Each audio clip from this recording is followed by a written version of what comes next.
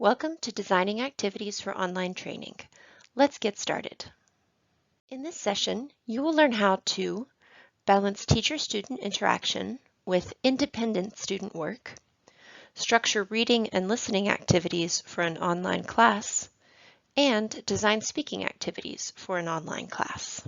Let's start with reading and listening activities in an online class. For reading and listening activities, we want to add variety to the activity so that it's not all just the teacher and the student working together face to face. Instead, we want to give some of the work to students.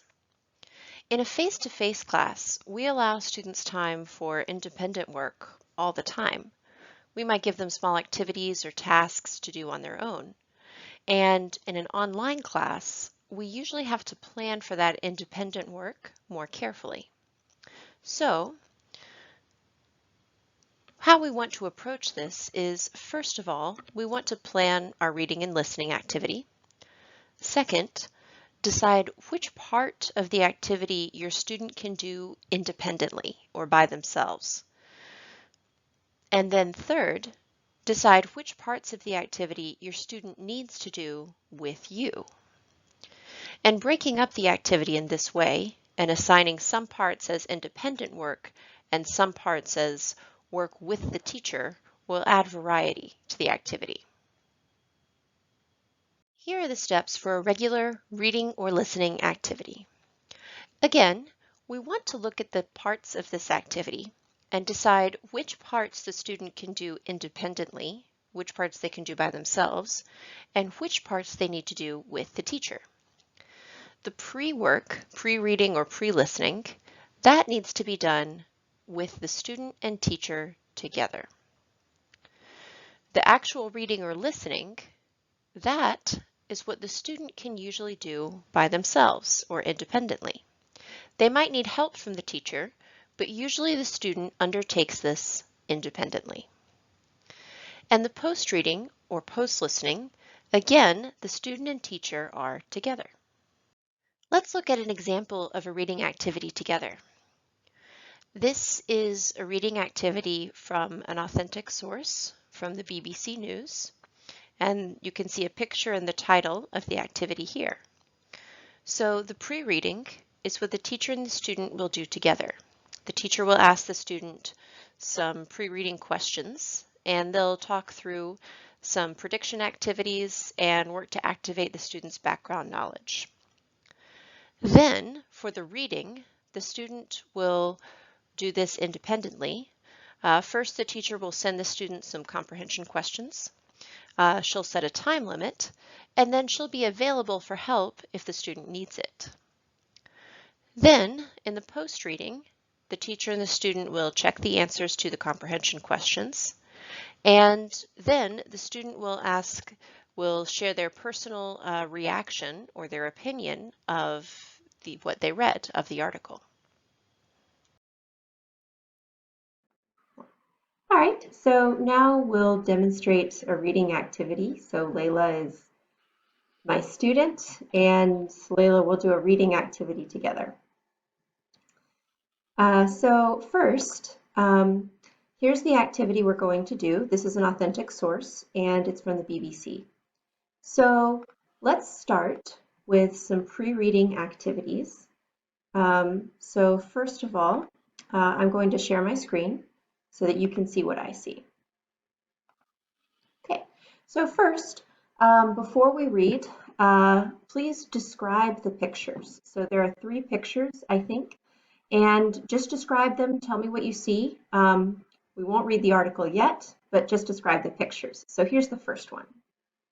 Sure. So it looks like there are 2 people working out, wearing workout clothing. And it looks like they are either telling somebody how to work out or working out on their own. Okay, great. Perfect. Let's scroll down, and here's the next picture. So can you describe what you see in this picture?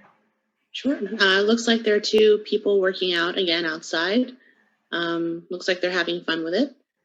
and they're wearing coordinated outfits. So maybe it's part of a fitness class or Okay, something similar.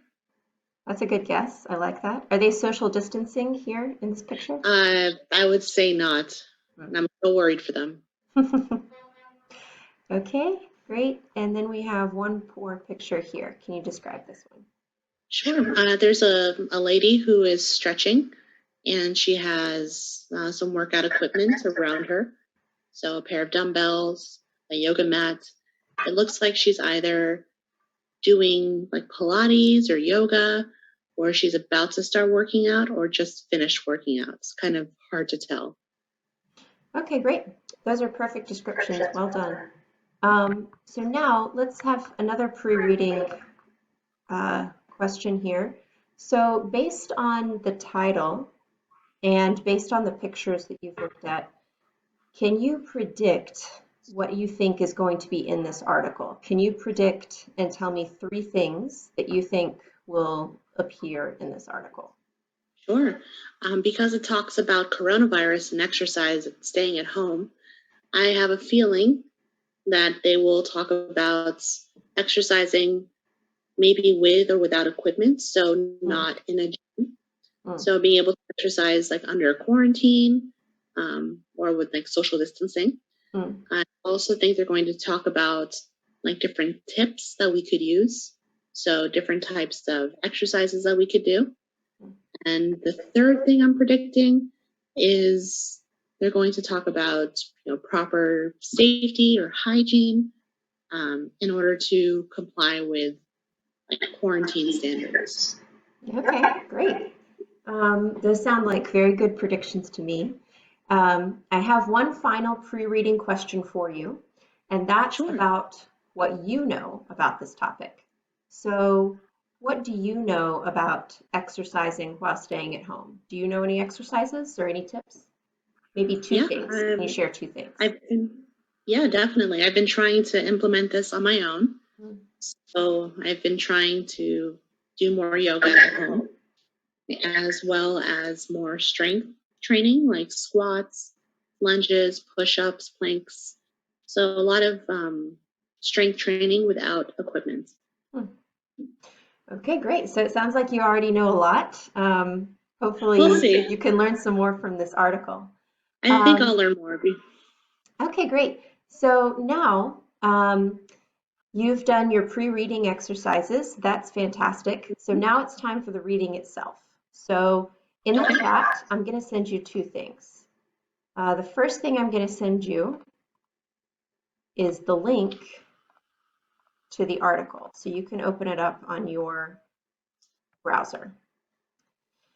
And then don't start reading yet. The second thing I'm going to send you is some comprehension questions. So I'm going to also send those in the chat.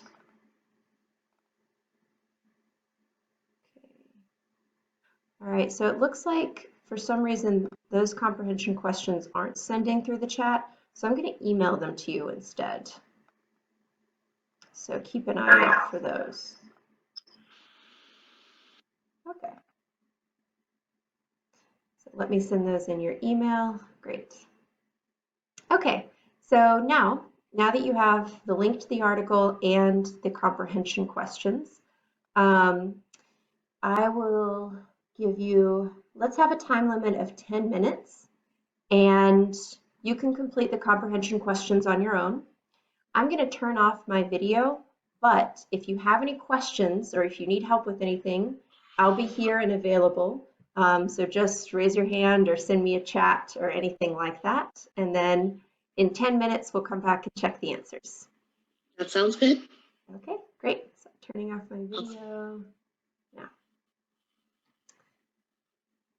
So now the student will have 10 minutes to complete the reading activity. And while she's doing that, I will be here and available if she needs help, but she'll have this time for independent work. All right, so now it's been 10 minutes, so let's come back together. Okay, great. So how was the article? Were you able to? It was really good. Great, wonderful. I learned some stuff. Definitely excited to talk about it.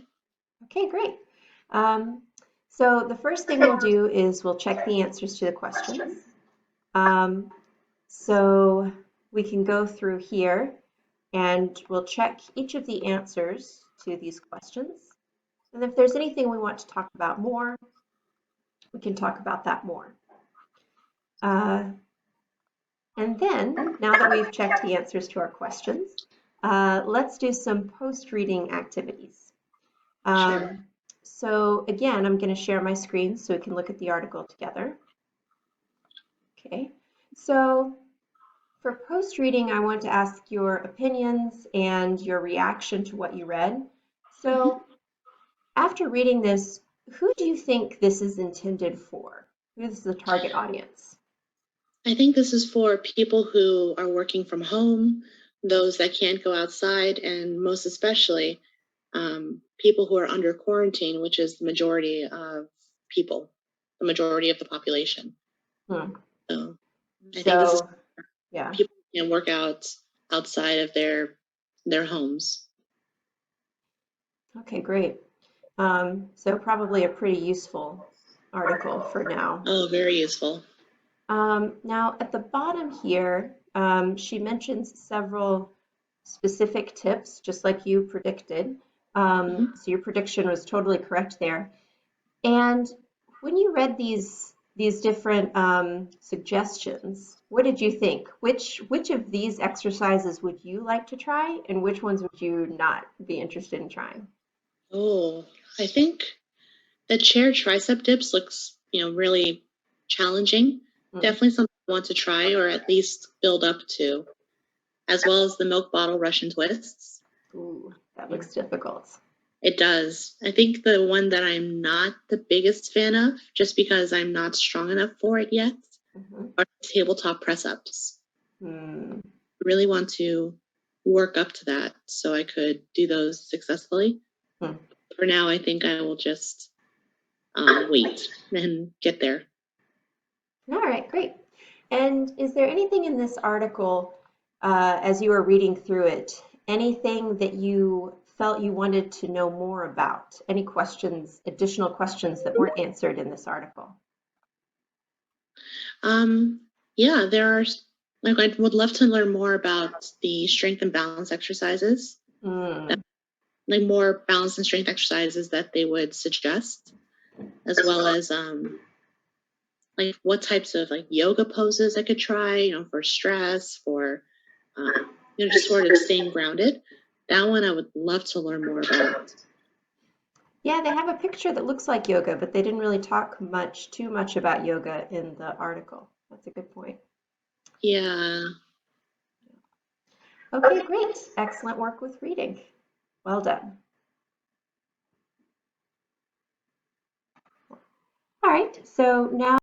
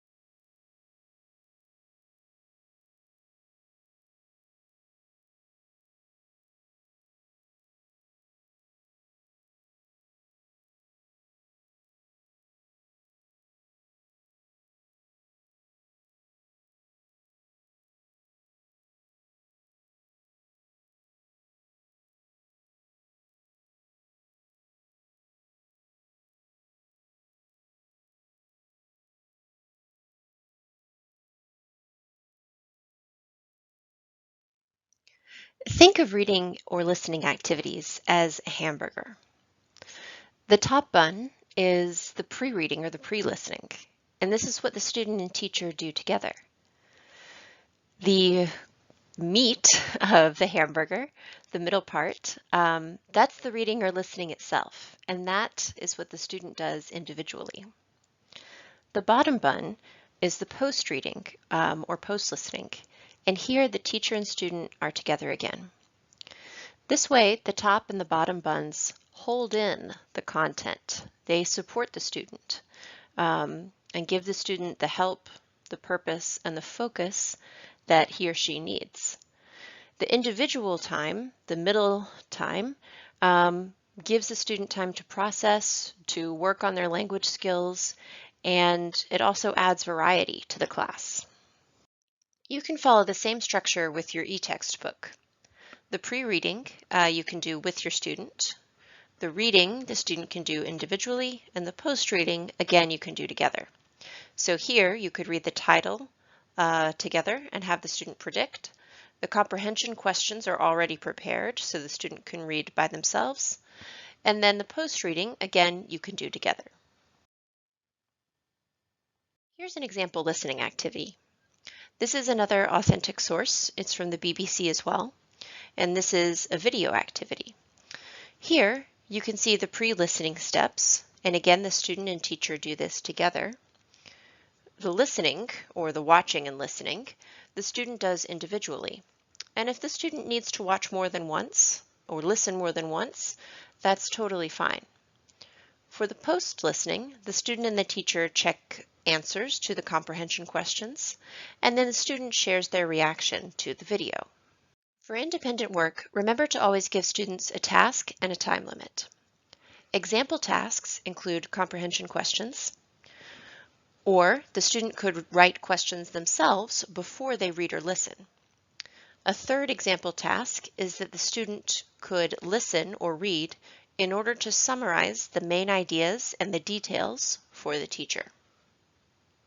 Here's a sample reading activity, comparing news from different sources. This is an activity that works well at higher levels. First, you and your student choose a topic. It should be a current event, something that's in the news at that time. Second, you and your student each, independently, find an article on that topic from different newspapers. Again, independently, you and your student read your articles and prepare a summary. Then, you and your student should come together and summarize your articles for each other. Finally, you'll compare the two newspapers. Which one do you think had the better coverage? Here's another sample listening activity, a KWL chart. KWL stands for know, want to know, and learned. And this chart can be used with most topics and at most levels. So start by choosing an audio. You can choose the audio yourself or your student can choose it. And for the pre-listening, have students share with you what they know about the topic. Then, again, before they listen, have students make a list of what they want to know about the topic. And this list will become the student's comprehension questions for that topic. Then the student listens to the audio, and they can do this independently. And they should listen multiple times if they need to until they've answered as many of their questions as they can. Finally, after listening, the student shares with you what they learned about the topic. All right, great job. So in the first part of this presentation, you have learned how to complete listening and reading activities online, balance activities between teacher-student interaction and independent student work, give students a task for reading and listening, set time limits for activities, and be available if students need help. Let's look at speaking activities. In this section, we'll look at two types of speaking activities. Presentational speaking, which is like a monologue or presentation, and interpersonal speaking, which is when two people have a conversation or participate in a dialogue. With speaking activities, we follow the same organizing principles that we did with listening and reading activities. First, we create our speaking activity. Then, second, decide which part of the activity your student can do alone. For example, maybe research, preparation, or brainstorming. Third, decide which part of the activity your student needs to do with you. And this will be the actual speaking, giving feedback, and correcting the student's language. We can break a speaking activity into 3 parts. The first part is preparation. And this is something that the student can do independently. For preparation, the student might conduct research, maybe online, or they might brainstorm. They're going to gather ideas and prepare the content for the speaking activity. The speaking activity is something that the student and teacher do together. Here, the student and the teacher will take part in a conversation, or the student might deliver a monologue. In this part of the speaking task, the teacher won't offer correction, but will make notes of errors for feedback later. The third part of a speaking activity is feedback and error correction. And this part, the teacher and the student do together. Here, the teacher gives the student feedback on the task and gives them error correction. Let's start by looking at some examples of presentational speaking. Remember that presentational speaking is when the student does the talking. For example, a monologue. One example of presentational speaking is giving a presentation. Here, students research a topic, which they do independently, and then they prepare a presentation, also independently, and finally present to their instructor. Another topic for activity for presentational speaking is a controversial issue. Here, students prepare one side of an argument. They can do research and outline their argument, and then they try to persuade their teacher. Some examples here might be tariffs between the US and China, or technology transfer between American companies and Chinese companies. A third presentational speaking activity is a review. Here, students might watch a film or a TV show, maybe in the target language for their homework, and then in class they prepare a review of that film. They can summarize the plot, give their opinion of it, and give reasons for their opinion. Let's now look at some activities for interpersonal speaking. Interpersonal speaking is a conversation back and forth between two people, in this case, the instructor and the student. First, role plays. This is a great activity that can be used for many different levels and many different situations. For example, in a restaurant, you can have students role play ordering food, making a reservation, or complaining about food that they ordered. Information gap is another fantastic activity. An information gap is where there are two speakers and one speaker has some information that the other speaker doesn't have. For example, with Google Maps, both the teacher and the student can look at Google Maps and the teacher can give the student directions. The student has to follow and then say what the destination is. For this activity, teachers and students wouldn't share their screen. A third interpersonal speaking activity is an interview. Here, the teacher sets the topic. It can be any topic, leisure activities, routines, family, or something like a cultural event or a political event in the target region. And then the student independently prepares 5 or 6 questions to interview the teacher. After the interview, the student can write a summary of what they learned from the interview. Here, you can watch a demonstration of these interpersonal speaking activities. So let's say I want to do a role play in a restaurant and I want to add some authentic materials. So here I can go online and I can go to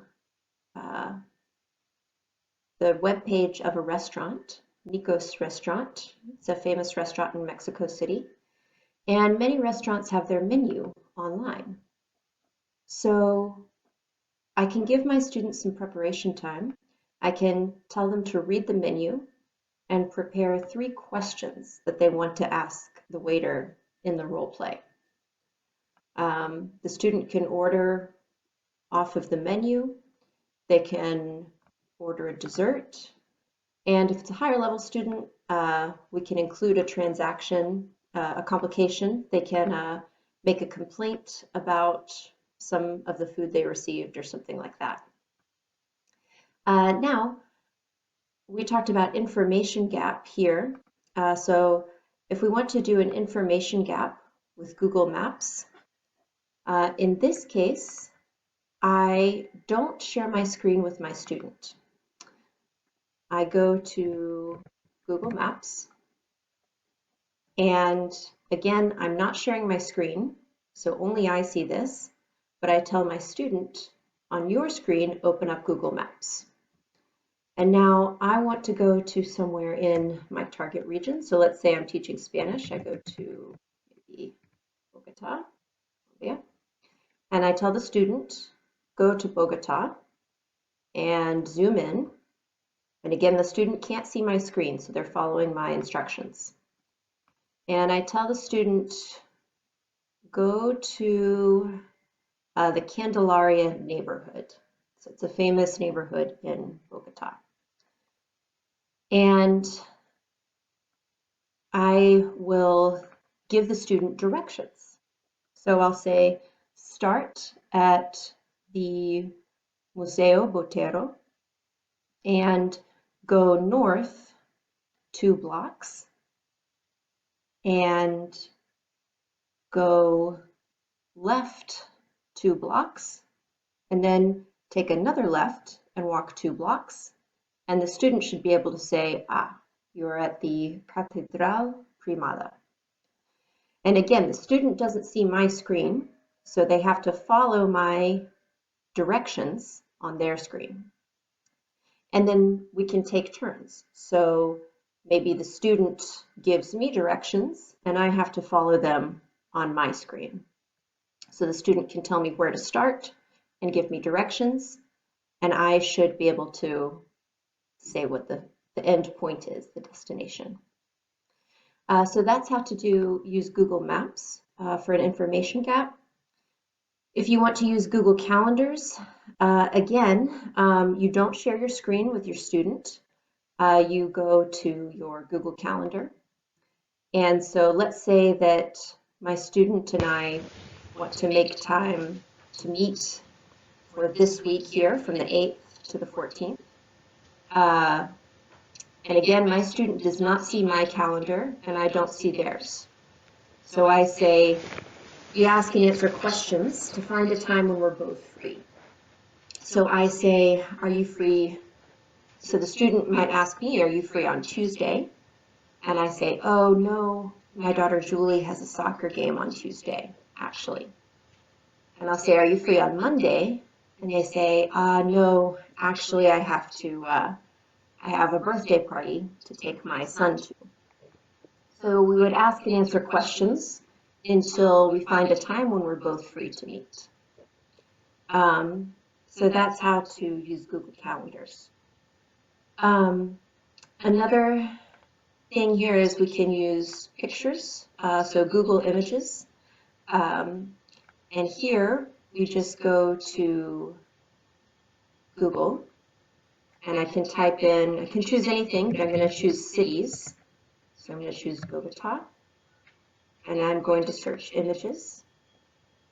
And again, our student, I'm not sharing screens with my student, so I'll tell the student, please search for Santa Marta, another city in Colombia.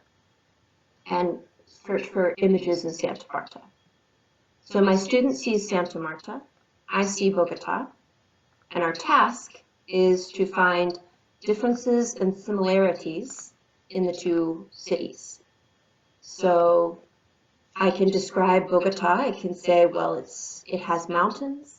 It has a lot of skyscrapers. It's a very big city. It has lots of traffic. And my student will say, okay, Santa Marta is near the beach. Looks like it doesn't have much traffic. It has a few mountains, kind of maybe more low mountains, maybe hills. And they can keep looking and they can say, oh, okay, it has some tall buildings. So we can find some similarities and some differences in our pictures.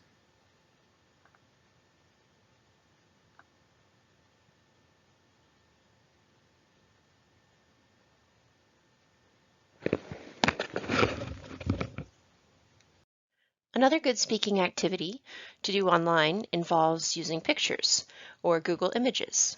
You can do a Google image search for your lesson topic. So for example, if I'm teaching a lesson on food, I can look up and find these pictures that are related to food. And I can do several activities with these pictures. So first, the most basic one, I can have students describe what they see in the picture. This can be a very simple vocabulary activity. I can use it to teach vocabulary or to recycle and review after we've already learned a vocabulary. Second, I can have students guess what happens before or after the picture.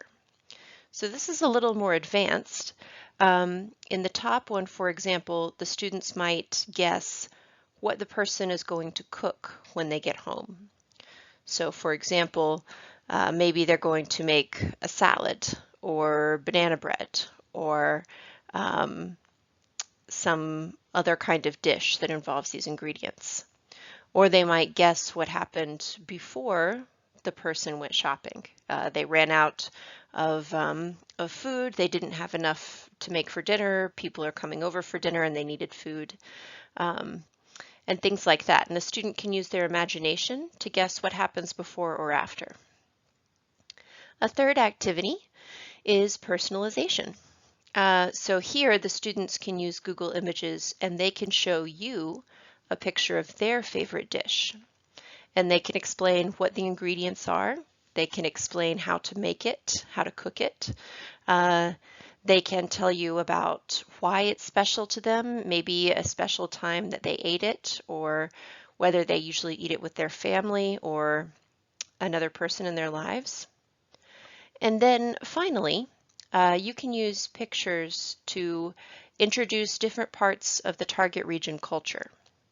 So if we look at this bottom picture, this is a picture of tlayuda, which is a Yucatecan dish popular in the Yucatan region of Mexico. And here the teacher can show students a picture of tlayuda. The student can guess what the ingredients are, see if they can name or guess the ingredients in the dish. The teacher can explain how to cook it, can explain why it's significant, maybe some of the history of it. Or the student can predict and share what they know, say if they have ever eaten it, or whether they think they would like to eat it. Now, these activities with pictures can be extended to many different topics. So for example, you could use pictures to talk about political events. So this is a famous picture from the Gezi Park protests in Turkey. And again, you can do many of the activities that we talked about on the previous slide. You can have students describe what's happening in the picture. You can have students guess what happened before and what happened after the picture. And this could even be the beginning of a research project where the student looks and describes the picture, says what they know about this topic, and then goes and does some more research about the protests. And here you can use it to talk about celebrations as well. Again, the student can describe the picture, say what they know about Russian Orthodox Christmas or Shaolin Temple. And you can also use it to talk about important people in the target region. And the student can describe, say what they know, and it can also be the start of a research project where the student can go and do independent research and then come back and share with the teacher what they learned. And you have now completed the speaking section of this presentation. So now you can create presentational and interpersonal speaking activities. You can allow your students independent preparation time for speaking activities. You can allow them uninterrupted speaking time, and you can give delayed error correction. Great work. Thank you very much.